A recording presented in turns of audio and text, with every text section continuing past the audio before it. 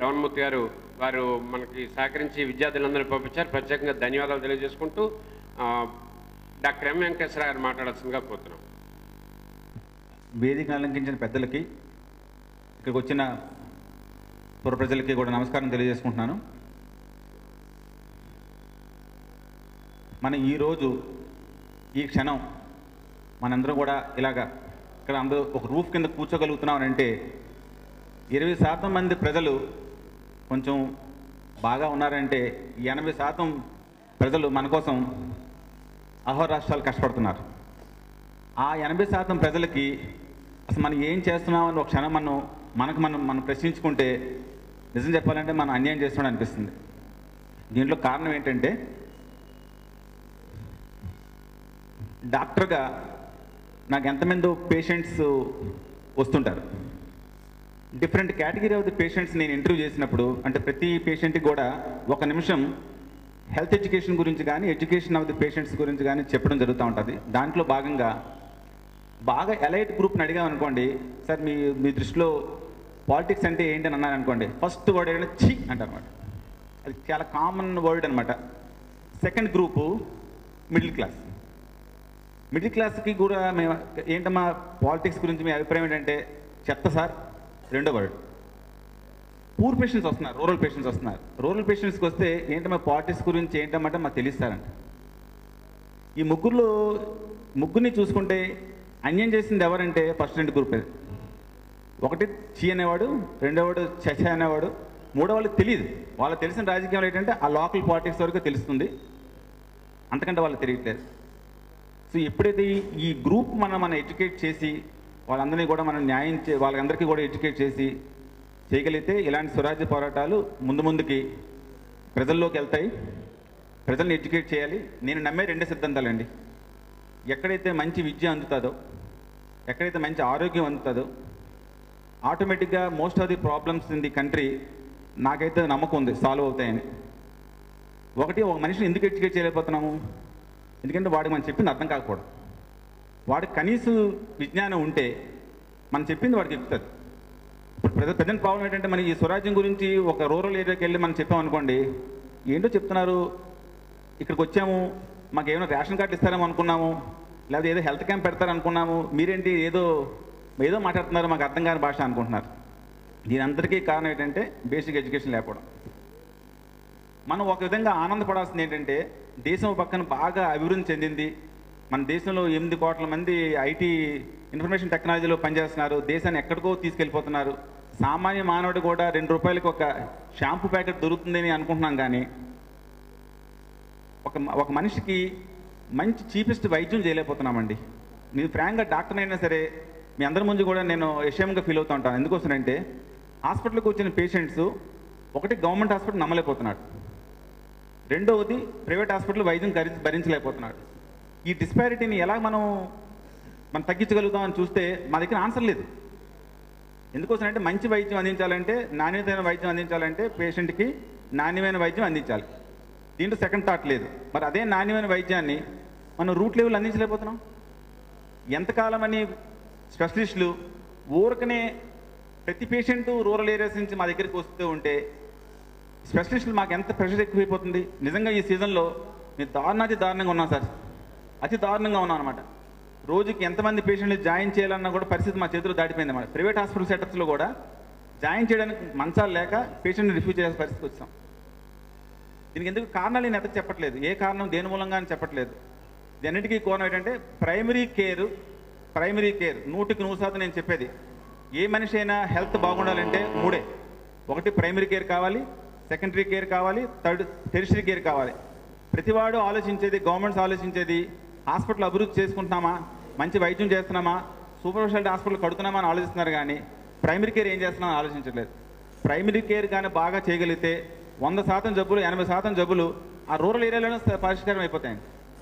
ఆ 80% నమ్మకం లేక ప్రైవేట్ హాస్పిటల్స్ దాకా పైదాకా రావాల్సి వస్తుంది. నేను చెప్పే సిద్ధాంతంలో మాత్రము ప్రైమరీ ప్రివెన్షన్ లేదు సార్. ప్రైమరీ ప్రివెన్షన్ రావాలంటే వ్యాక్సినేషన్ దగ్గర నుంచి అన్ని దగ్గర నుంచి కూడా విపరీతమైన మార్పులు జరగాలి.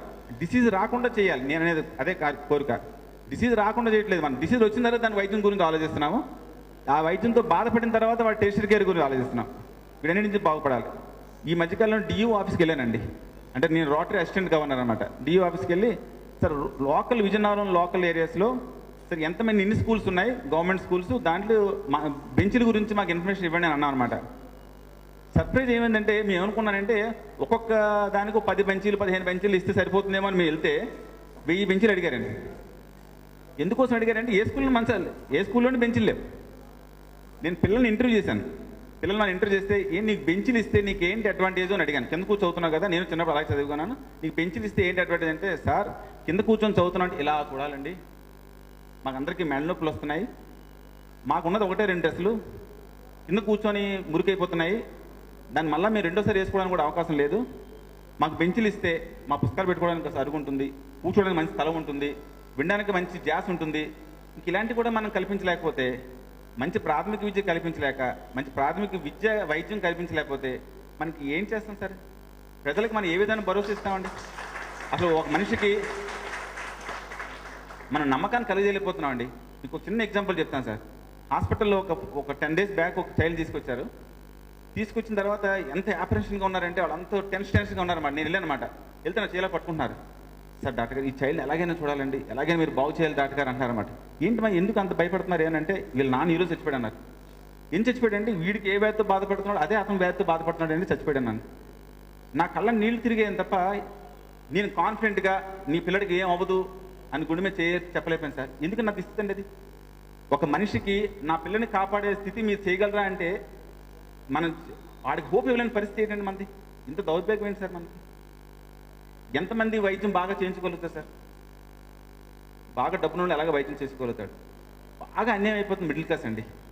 లోయర్ ఇన్కమ్ గ్రూప్ వాళ్ళకి ఏదో ఆరోగ్యశ్రీ ఏదో సమ్ పథకాలు ఉన్నాయి కాబట్టి ఏదో బతుకుతున్నారండి. మరి మిడిల్ క్లాస్ పరిస్థితి సార్, వాడిని అందుకోలేకపోతున్నాడు, ఇటు నన్ను అందుకోలేకపోతున్నాడు, వాడు గవర్నమెంట్ హాస్పిటల్కి వెళ్ళలేకపోతున్నాడు. మరి వీళ్ళందరినీ మనం ఏం చేయాలి సార్? వీళ్ళందరికీ ఏదో హోప్ కలిగేయాలండి. హోప్ కలిగేయాలంటే మిడిల్ క్లాస్ ఎప్పుడైతే మారి మంచి వ్యక్తులను ఎప్పుడైతే మనం పార్లమెంట్కి కానీ దీనికి కానీ పంపిస్తామో, అసెంబ్లీకి కానీ పంపిస్తామో అప్పుడే 100% మన సిస్టమ్ బాగుపడుతుందండి. ఎలక్షన్స్ వచ్చాయంటే మిడిల్ క్లాస్ గ్రూప్ అంతా ఏం చేస్తారంటే టీవీలు కత్తుకుంటున్నారు. అసలు నిజం చెప్పాలంటే ఆ రోజు పవర్ కట్ చేసేయాలి. యువకులంతా ఏమవుతున్నారంటే నేను అనుకుంటాను, ఎప్పుడు అనుకుంటాను అనమాట, నాకు పరకాయ ప్రవేశం ఉంటే ప్రజెంట్ ఉన్న ఎగ్జిస్టింగ్ యూత్ అందరిలోకి నేను ప్రవేశించి జ్ఞానం పొందండిరా నాయన, భవిష్యత్ అంతా మీ చేతిలో ఉన్నది, ప్రపంచ దేశాలు అన్నింటిలో కూడా యువత మన దేశంలోనే ఎక్కువ ఉంది, ఆ యువత పెడదారని పడుతున్నారు, క్రికెట్ ఉందనంటే ఇస్తూ వచ్చిన జనాలు విపరీతంగా వేలు ఖర్చు పెట్టి వెళ్ళిపోతున్నారు. ఎందుకు సార్? ఎవరికి ఉపయోగపడుతుందా క్రికెట్? మనకి విపరీతంగా సెల్ ఫోన్ మిస్యూటిలైజ్ అవుతున్నాయి. ఇంకెన్ని మనం చెప్పుకుంటూ పోతే మన కాళ్ళు మనం తవ్వుకునే వాళ్ళు అవుతామండి. సో ఈ అవకాశం ఇచ్చినందుకు ఒకసారి బాబ్జీ గారికి కృతజ్ఞతలు తెలియజేసుకుంటున్నా, సెలవు తీసుకుంటున్నాను. అలాగే డాక్టర్ వెంకటేశ్వర గారు కీలకమైన అంశం మీరు ప్రస్తావించారు.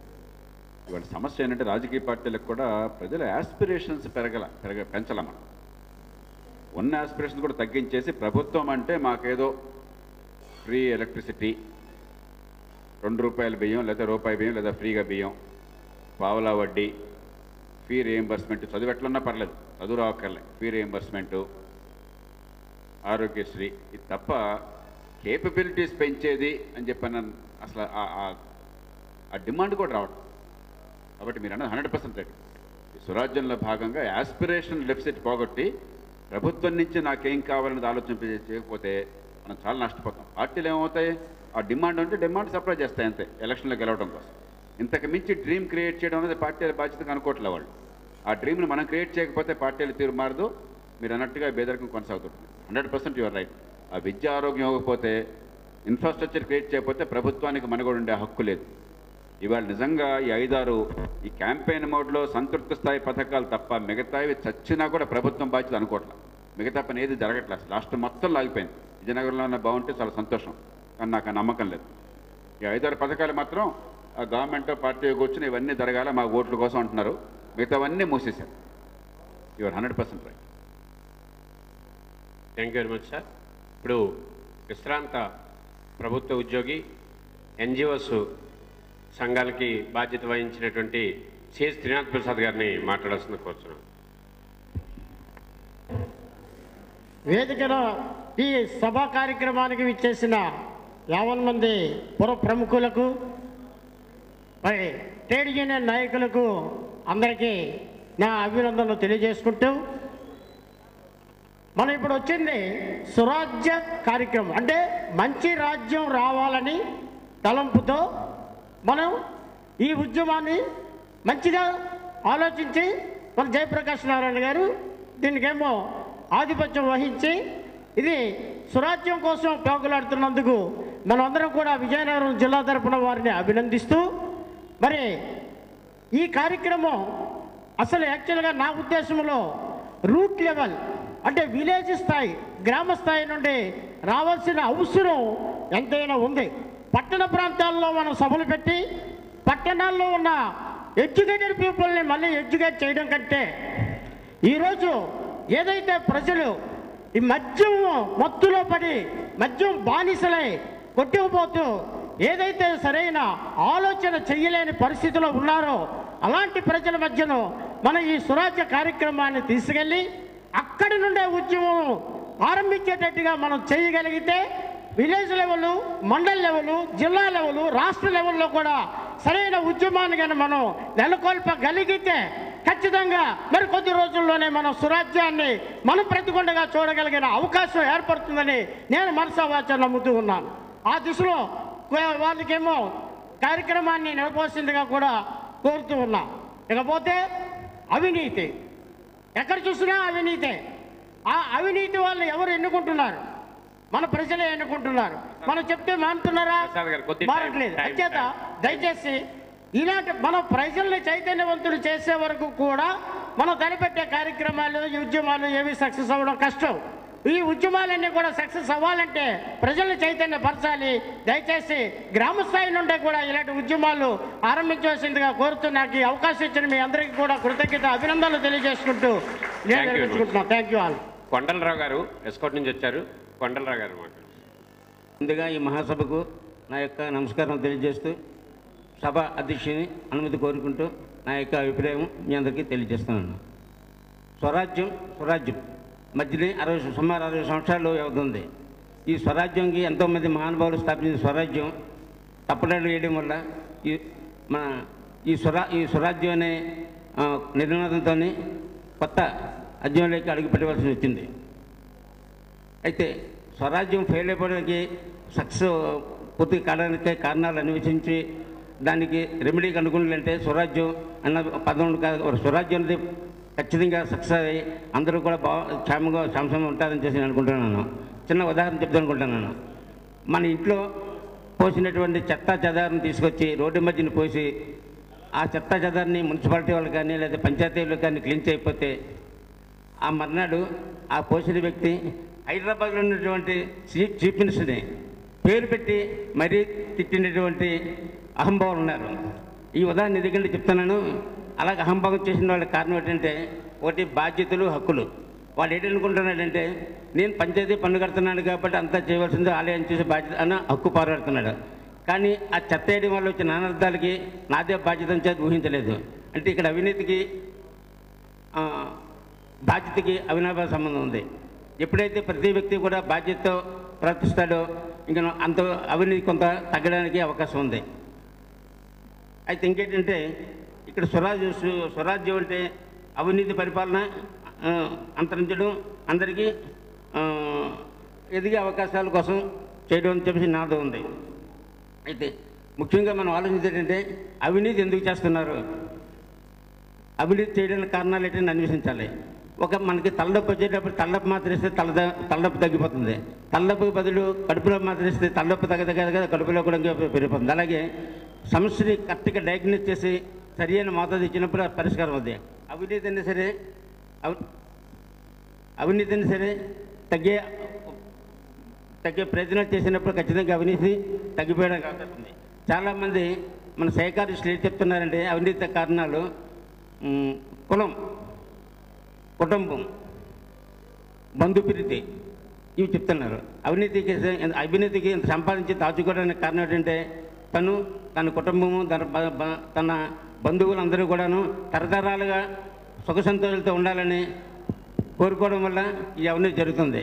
ఒక మనిషి కొండల గారు టైం చాలా తక్కువ, చాలా మంది మాట్లాడాలి. ఓకే సార్, సబ్జెక్ట్లో సార్ ఈ యొక్క ఈ అవినీతి నిర్మూలనకు సరియైన కారణాలు అన్వేషించి సరైన పరిష్కారం చూపెడితే అవినీతి తగ్గిపోతుందని నేను భావిస్తున్నాను. తర్వాత ఏంటంటే ఈ అవినీతి వల్ల విదేశాల్లో డబ్బులకు తీసుకురావడానికి అన్నా హజారే, బాబా రామ్దేవ్ లాంటి మహానుభావులు మన ఉద్యమాలు చేస్తున్నప్పటికీ కూడా మనకి ఈ ప్రభుత్వాల వల్ల చెందించలేదు. మరి ఈ అవకాశాన్ని మన అధ్యక్షుడికి ఒకసారి ధన్యవాదం చేసుకుంటూ వినిపిస్తున్నాను. థ్యాంక్ యూ అండి. అట్లాగే పెద్దలందరికీ నా నమస్కారాలు. ఈ అవినీతికి అలాగే ఈ పాలనలో అవకతవకలకి కారణం నేను అనుకోవడం అయితే కులమే అనుకుంటున్నాను. ఫస్ట్ ఈ కులం అనే కాలం తీసేస్తే ఈ రాజకీయ నాయకులు అవసరం వచ్చినప్పుడు వాళ్ళు వేరే కాస్ట్ అమ్మాయిని చేసుకున్నా అబ్బాయిని చేసుకున్నా అక్కడ సందర్భాన్ని బట్టి ఆ కులాన్ని వాడుకుంటున్నారు. అవసరమైతే ఆవిడ కులం లేకపోతే ఈయన కులం, ఇంకా ఇద్దరు కాకపోతే వాళ్ళ అబ్బాయి కులం అమ్మాయి కులం వాడుకుంటున్నారు. కానీ ఈ రోజుని మనం మన ఇంట్లో చెప్పాలంటే 100 మందిలో 90 మంది ఏ కులమో చెప్పలేని స్థితిలో ఉన్నారు. ఎందుకంటే వాళ్ళ అబ్బాయిలు కానీ అమ్మాయిలు కానీ ఇతర కులాలు చేసుకున్నారు. కాబట్టి ఇప్పుడు కూడా కులాన్ని పట్టుకుని వేలాడటం అనేది చాలా అన్యాయం. అలాగే ప్రతి రాజకీయ నాయకులు ఏ పార్టీ అవనివ్వండి, కింద లెవెల్ వాళ్ళ గురించి ఆలోచిస్తున్నారు, పై లెవెల్ గురించి అసలు మధ్యతరగతి వాళ్ళ గురించి అసలు పట్టించుకోవడం లేదు. ఈ రోజుని కిలో రూపాయి బియ్యం ఇస్తున్నారు, 20 రూపాయలకి 20 కేజీలు 20 రూపాయలకి ఇస్తున్నారు. అలాగే వాళ్ళకి 60 కేజీలు అవసరం అయితే 40 కేజీలు బయట 35 రూపాయలు కొనుక్కుంటున్నారు. అంటే 1400 రూపాయలు అవుతుంది. అదే ఓపెన్ మార్కెట్లో ఏ కంట్రోల్ లేకుండా ఈ కార్డులు లేకుండా ఉంటే అది 22 రూపాయలకు దొరుకుతుంది. అప్పుడు మధ్యతరగతి వాళ్ళు కూడా హ్యాపీగా బతుకుతారు. వాళ్ళకు కూడా ఇంకా 100, 150 ఈ లేని వాళ్ళకి కూడా మిగులుతుంది. కాబట్టి ఒక స్కీమ్ పెట్టేటప్పుడు కొంచెం జెండా ముఖ్యం అనుకోకుండా అజెండా ముఖ్యం అనుకుని ఎవరు మంచి పని చేసినా మిగతా పెద్దలతో కూడా సంప్రదించి ఆ స్కీమ్ పెడితే బాగుంటుంది. అలాగే ఈ రోజున ఇందిరమ్మ ఇల్లు ఇస్తున్నారు. 45,000 ఇచ్చేవారు మనవరకు, ఇప్పుడు 55,000 ఇస్తున్నారు. ఒక 40,000 కేవలం తాపీ మేస్త్రికి కట్టుబడికి తీసుకుంటున్నాడు. మిగతా 15,000కి సిమెంట్ వస్తుందా, ఐరన్ వస్తుందా, పిక్ వస్తుందా, ఇసుక వస్తుందా అని ఆలోచించలేదు. వాళ్ళు మెడలో పుత్తులు కూడా తాకట్టు పెట్టి వేరే మిగతా ఆ 1,00,000 రూపాయలకి వాళ్ళు బీట్ అవుతున్నారు. 200 పాచి పనులు చేసుకుని సంపాదించే వాళ్ళు వాళ్ళ జీవితాంతం వాళ్ళ రుణం తీర్చుకోలేకపోతున్నారు. కాబట్టి ఎప్పుడు ఏ స్కీమ్ పెట్టినా 10 మందికి ఉపయోగపడేలాగా ఆలోచిస్తే బాగుంటుందని నా ఉద్దేశం. కానీ ఇప్పుడు ఈ రోజుల్లో ఓటు లేనోళ్ళు, అది కింద తరగతి వాళ్ళు వేస్తున్నారు తప్పితే మధ్య తరగతి వాళ్ళు అసలు ఓటు ఎత్తడానికి వెళ్తలేదు చాలామంది. అప్పుడు ఏమవుతుందంటే ఆ రిజల్ట్ తారుమారు అయిపోతుంది. వాళ్ళు ఎవరి దగ్గర అయితే డబ్బులు బాగా ఇస్తారో వాళ్ళకే ఓటేస్తారో, ఎవరైతే డబ్బులు తీసుకోరో వాళ్ళు అసలు ఓటు ఎత్తడానికి వెళ్తలేదు. వాళ్ళు చదువుకునిండి కూడా ఓటు అయిపోతాం, చాలా అన్యాయం. వెంకటేశ్వరరావు గారు చెప్పినట్టు వాళ్ళు ముందుకు వస్తేనే ఈ దేశం బాగుపడుతుంది. ఇంత మంచి కార్యక్రమం ఇచ్చినందుకు జెండాని పక్కన పెట్టి అజెండా ముఖ్యంగా జయప్రకాష్ నారాయణ గారికి అందరూ సపోర్ట్ చేసి మన దేశం బాగుపడటానికి ఆయనకి సహాయ సహకారాలు అందించాలని కోరుకుంటూ ఈ అవకాశం ఇచ్చిన మీ అందరికీ ధన్యవాదాలు. జైపాల్ గారిని మాట్లాడాల్సిన కోరుతున్నాం. దయచేసి అందరూ టైం కొద్ది చూడండి, వేరంగా కన్క్లూడ్ చేద్దాం. అశోక్ గైత్రాజ్ గారికి నమస్కారాలు తెలుపుతూ, వేదికను అలంకరించినటువంటి పెద్దలు, మేధావులు, అతిరథ మహారాజులందరికీ వందనాలు తెలుపుతూ, ఇక్కడ స్వరాజ్య ఉద్యమం, స్వరాజ్య స్థాపన జరగాలి. స్వరాజ్య స్థాపన జరగాలంటే అసుర సంహారం జరగాలి. అసుర సంహారం జరగాలంటే ప్రజాస్వామ్యంలో జరగదు కనుక అసురుల మనసుల్లో ఉన్నటువంటి తిమ్రం మీద సమరం చేయాలి. మనం పదవి, డబ్బు, ప్రాపకం ఉన్నటువంటి వ్యక్తులు ఏదైతే చట్టాన్ని, అధికారుల్ని చేతిలో పెట్టుకొని ఈ అధికార ప్రభుత్వాన్ని గడగడలాడిస్తున్నారో ఆ తిమ్రంతో మనం సమరం చేయాలి. పత్రికలు చేస్తున్నాయి, ఘోషిస్తున్నాయి. పత్రికల్లో ప్రతిరోజు మీడియా పరంగా వాళ్ళు చేసిన పని చేస్తున్నారు. వాళ్ళు విషయాన్ని బయటికి తెస్తున్నారు. కానీ దాన్ని ఉద్యమంలో తేవాలి, దాన్ని అరికట్టడం జరగాలి అంటే మనకి ప్రజా ఉద్యమం దానికి బాసటగా నిలబడాలి. ప్రజలు మనకెందుకులే అని చెప్పి తప్పించుకుని తిరిగినటువంటి ధోరణి విడనాడాలి.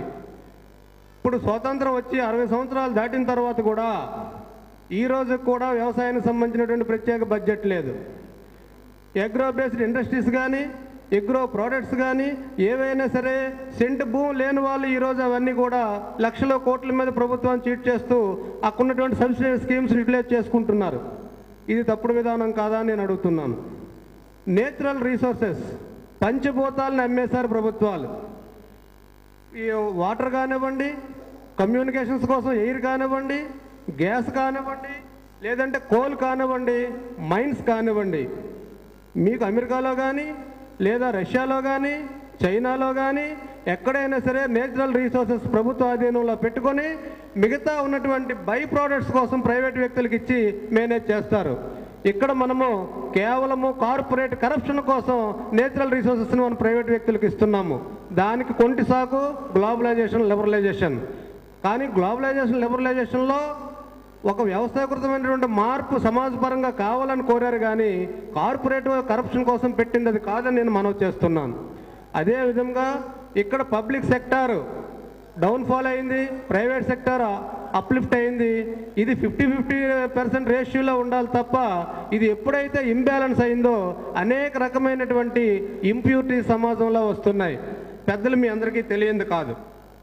అదేవిధంగా మీకు ఎంప్లాయ్మెంట్ జనరేషన్ పేరుతోటి మనము ప్రైవేటు వ్యక్తికి నీరు ఇస్తున్నాము, భూమి ఇస్తున్నాము, కమ్యూనికేషన్ ఇస్తున్నాము, ఎలక్ట్రిసిటీ ఇస్తున్నాము. దాని నుంచి వచ్చినటువంటి లబ్ధి మాత్రం ప్రైవేటు వ్యక్తి తీసుకుంటున్నాడు. కానీ ఎంప్లాయ్మెంట్ జనరేషన్ అక్కడ జరగట్లేదు. టెక్నికాలిటీస్ వచ్చాయి, ఓకే, టెక్నికాలిటీస్ వచ్చాయి. విపరీతంగా ఉన్నటువంటి అక్కడ 100 మంది ఎంప్లాయ్మెంట్ జనరేషన్ కోసం కొన్ని కోట్ల రూపాయలు ప్రభుత్వ ధనం వృధాగా పోతుంది. ఈ విధంగా మనకి స్థానిక సంస్థలు కూడా మనకి డైరెక్ట్ ఎలక్షన్లో విధంలో మనకి రావాల్సిన పరిస్థితి ఉంది. అదేవిధంగా ఒక ఫిర్యాదుదారుడు కానీ అర్జీదారుడు కానీ ఒక నెల కాలంలో అది పరిష్కరించబడాలని కోరినప్పుడు మాత్రమే ఆ ఆఫీసుల చుట్టూ జరిగేటువంటి కరప్షన్ నివారణ చేయడానికి మనకు చాలా వరకు అవకాశం ఉంటుంది. ఆ విధంగా సమాచార హక్కు చట్టం ద్వారా 4 రోజుల టైం కాదండి, మనం ఇచ్చేటువంటి అర్జీ కానీ ఫిర్యాదు కానీ 4 రోజుల్లో పరిష్కరించబడాలి. లేకపోతే అధికారి డిఏ కట్ చేయాలి. దానికి డిఏతో లింక్ పెట్టి అధికారిని పనిచేయించేటువంటి వ్యవస్థ రావాలని ఈ సభాముఖంగా కోరుకుంటూ ఈ అవకాశం ఇచ్చిన ప్రజలకు నమస్కారాలు తెలుపుతున్నాను. ఐఐటి కాన్సెప్ట్ స్కూల్ రామమూర్తి గారిని మాట్లాడాల్సిన కోరుతున్నాను. పెద్దలకు అందరికీ నమస్కారం. నిన్న బాబ్జీ గారు ఫోన్ చేసి జేపీ గారు వస్తున్నారు, కొంతమంది పిల్లల్ని పంపించాలి అన్నప్పుడు స్వరాజ్యం అంటే నేను మామూలుగా ఆ రోజుల్లో గాంధీ, నెహ్రూ చేసినట్టే ఇప్పుడు కూడా ఏదో కొత్త కార్యక్రమం చేస్తున్నారని చెప్పేసి అనుకున్నాను. అదేవిధంగా ఈరోజు కార్యక్రమాల మీద ఈ స్వరాజ్య అనే దాని మీద జరగడం అనేది చాలా ఆనందం. అయితే అవినీతి అనే దాంట్లో నేను ఒకే వాక్యం చెప్పగలుగుతాను. నీళ్లలో ఉండే చేప పిల్ల నీళ్లు ఎప్పుడు తాగుతుందో గుర్తించడం ఎంత కష్టమో, ఒక మనిషి అవినీతికి ఎప్పుడు పాల్పడతాడు అనేది కనుక్కోవడం అనేది అంత కష్టం. అయితే అవకాశానికి ముద్దు పేరు అనేది అవినీతి. ప్రజల్లో వచ్చే భావన ఏంటంటే వ్యతిరేకించడం కంటే ఏకీభవించడం మేలు. ఎందుకంటే వ్యతిరేకించి మనం నానా ఇబ్బందులు పడేసి ఇంటా బయట వాళ్ళే కాదు, ఇంట్లో ఆడవాళ్ళు కూడా తిడతారనమాట. పోయి మర్యాదగా పని చేసుకొని రాక వాళ్ళు చెప్పిన మాటనే నువ్వు ఇలాంటి కార్యక్రమాలు చేయటం అని చెప్పేసి అనుకోవడం కూడా. అదేవిధంగా లాస్ట్లో ఒక సెంటెన్స్ చెప్పగలుగుతున్నాను నేను. ఇప్పుడు మార్పు అనేది కావాలన్నాం. ఈరోజు మనం ఏదో చేయాలనుకుంటాం, మధ్యాహ్నం ఇది ఆకలి అయింది, ఇంటికి వెళ్తాం, మళ్ళీ కాసేపు పడుకొని మళ్ళీ సాయంత్రం మళ్ళీ వస్తాం, మళ్ళీ చేయాలనుకుంటాం. 4 రోజులు తిరిగిన తర్వాత ఏంటో వాళ్ళు బాగా తిట్టేస్తారు, నీకేం పని పాట లేకుండా ఈ మార్పు లేదని చెప్పేసి. కాకపోతే అంటే ఒకే ఒక ఉదాహరణ, పార్టీలు పెట్టి అంటే ఒక రాజకీయ పార్టీ నడవడం అనేది చాలా కష్టం. పార్టీలు పెట్టి కనుమరుగైపోయే పరిస్థితుల్లో ఒక పార్టీని స్థాపించేసేసి ప్రజల్లో అంటే మనం ఒక బిర్యానీ ప్యాకెట్, ఒక బ్రాందీ బాటిల్, ఒక ఉపన్యాసకుడిని పెట్టేస్తే బిర్యానీ ప్యాకెట్కి బ్రాందీ బాటిల్కి ఎంత వాల్యూ ఉన్నా కూడా ఉపన్యాసకుడు కూడా సమాజంలో అంతే వాల్యూ ఉందనే విధంగా జేపీ గారు పార్టీ నడపడం అనేది చాలా సంతోషదాయకం అని తెలియజేస్తూ సెలవు తీసుకున్నాను. Thank you. బెస్ట్ జూనియర్ పెద్దలు గౌరవనీయులు జేపీ గారికి, అశోక్ గారికి, అలాగే బాబ్జీ గారికి, ఇక్కడ ఈ సురాజ్య ఉద్యమానికి నా వంతు పాత్రను అందిస్తానని చెప్పేసి వచ్చినటువంటి ప్రముఖ మేధావులందరికీ కూడా నా ధన్యవాదాలు తెలియజేస్తున్నాను, అభినందనలు తెలియజేస్తున్నాను. స్వరాజ్య ఉద్యమంలో నా వంతు పాత్ర కూడా తప్పకుండా అందిస్తానని, అలాగే మా కళాశాలలో ఉన్న ప్రతి విద్యార్థికి కూడా స్వరాజ్య ఉద్యమంలో భాగస్థులను చేస్తానని నా వంతు హామీ ఇస్తూ ఈ కార్యక్రమాలకి తప్పకుండా మమ్మల్ని భాగస్థులను చేయమని చెప్పేసి కోరుకుంటూ ఈ అవకాశాన్ని ఇచ్చినందుకు ధన్యవాదాలు తెలియజేస్తున్నానండి. థ్యాంక్ యూ రావు గారు, థ్యాంక్ యూ వెరీ మచ్. ఇప్పుడు ప్రతి పౌరుడి గుండె కూడా తట్టాలి అనుకునే వాళ్ళు ఎవరైనా ఉంటే వాళ్ళ పేర్లు దయానంద్కి రాసి ఇవ్వండి. జేపీ గారు ఇప్పుడు ఫైనల్ అయిన వెంబడే మనం ఒక కమిటీని ప్రకటించిన తర్వాత భవిష్యత్ కార్యాచరణ ప్రణాళిక వస్తుంది. మాట్లాడండి. సభకు నమస్కారం. మరి పెద్దలు జయప్రకాష్ నారాయణ గారికి, అశోక్ గజపతి రాజు గారికి, కొల్ల అప్పలనాయుడు గారికి అందరికీ నా హృదయపూర్వక ధన్యవాదాలు. మరి జయప్రకాష్ నారాయణ గారు అంటే అది ఒక శక్తి లాంటిది, వ్యక్తి కాదు శక్తి లాంటిది. అటువంటి వ్యక్తి మరి ఈ స్వరాజ్య స్థాపన అనేది చేయడం చాలా మన అందరూ అదృష్టం. అయితే అతను మొదటి నుంచి మరి తన తాలూకా పదవి త్యాగం చేసి మరి ఇటువంటి కార్యక్రమాలు చేపట్టడం చాలా ముదాహం. అయితే ముఖ్యంగా ఇక్కడ నేను గరువుపల్లి నుంచి వచ్చాను, నేను ఒక్కడే వచ్చాను. ఇక్కడ అందరూ విద్యావంతులు, తర్వాత మరి జయప్రకాష్ నారాయణ గారికి తెలిసిన వాళ్ళందరూ వచ్చారు ఇక్కడికి. నేను కూడా ఒక భక్తుడిని అతనికి. మరి ఈ కార్యక్రమాలు అనేవి ఒక కార్పొరేషన్కి, ఒక మున్సిపాలిటీకి, వాటికి సంబంధించినవి అవుతున్నాయి. మరి చాలామంది చెప్పారు ఈ కార్యక్రమం అనేది మూలాల్లోకి వెళ్ళాలి, గ్రామ స్థాయిలోకి వెళ్ళగలిగే స్థాయికి తీసుకురావాలి. అలాగే ప్రతి ఒక్కరూ ఇటువంటి కార్యక్రమాన్ని ప్రోత్సహించినప్పుడే మనకి స్వరాజ్య స్థాపన అనేది జరుగుతుందని నా అభిప్రాయం తెలియజేస్తున్నాను. మరి అవినీతి అనేది మరి నువ్వు ఎంతో చెప్పుకుంటాను, అవినీతి ఎక్కడ ఉన్నది అవినీతి అనేది. అది మరి ఈ మధ్యన కొంత మనకేంటంటే దోచుకో అనే స్లోగన్స్ కూడా వస్తున్నాయి. అంటే ఎంతవరకు తన స్వార్థమే, కానీ ఇతరుల కోసం పాటుపడదాం, ఇతరుల కోసం సాయం చేద్దాం, ఇతరుల్ని ఇచ్చేద్దామనే ఇది తక్కువైపోయింది. అది ఇతరుల కోసం మనం ఎప్పుడైతే చేయగలం, ప్రతి ఒక్కరూ చేయగలం అనే స్వార్థాన్ని విడిచిపెడతామో అప్పుడే మరి స్వరాజ్య స్థాపన ఏర్పడుతుందనేది నా అభిప్రాయం.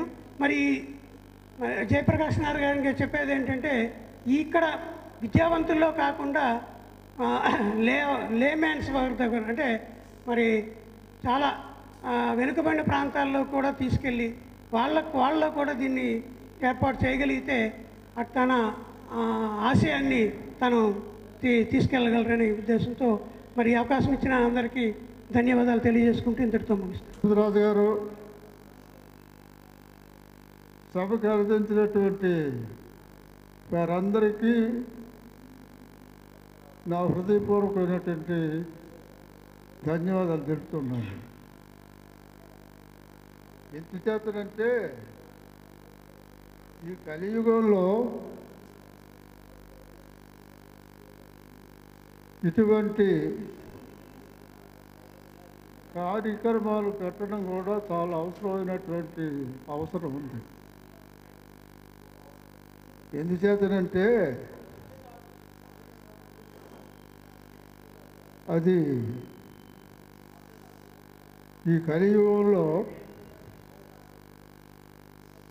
ఏదేమైనప్పుడు కూడా త్యాగమే ఘనమైనటువంటి ప్రవృత్తి. ఎందుచేతనంటే జయప్రకాష్ నారాయణ గారంటే ఆ జయప్రకాష్ నారాయణ గారు కొత్త వలసలో నేను ఇండిపెండెంట్ ఎమ్మెల్యేగా ఉన్నప్పుడు అక్కడికి వచ్చి వారిని సన్మానం చేసే భాగ్యం కూడా మాకు కలిగింది. ఆ పేరుతోటే ఈయన ఈ కార్యక్రమాన్ని చేయడం ఎంతో ఆనందదాయకం, సంతోషదాయకమైనటువంటి మాట కూడా మీకు నేను హృదయపూర్వకంగా మనవి చేస్తున్నాను. అంచేత వారు జాయింట్ కలెక్టర్గా ఉన్నప్పుడు నేను శాసనసభలో సభ్యుడిగా ఉన్నాను. రెండవది ఏంటంటే రాష్ట్రపతి అవార్డులు 5గురికి వచ్చాయి. ఈ 5గురిలో మేమిద్దరం కూడా ఉన్నాం. అందుచేత ఏమిటంటే ఇప్పుడు సమన్వయం కావాలి, సద్గోష్ఠి కావాలి. ఏదేమైనప్పుడు కూడా మరి ఇంత చిన్న వయసులో క్యాబినెట్లో ఒక శాఖకి మరి అధ్యక్షుడైనటువంటి మన జయప్రకాష్ నారాయణ గారు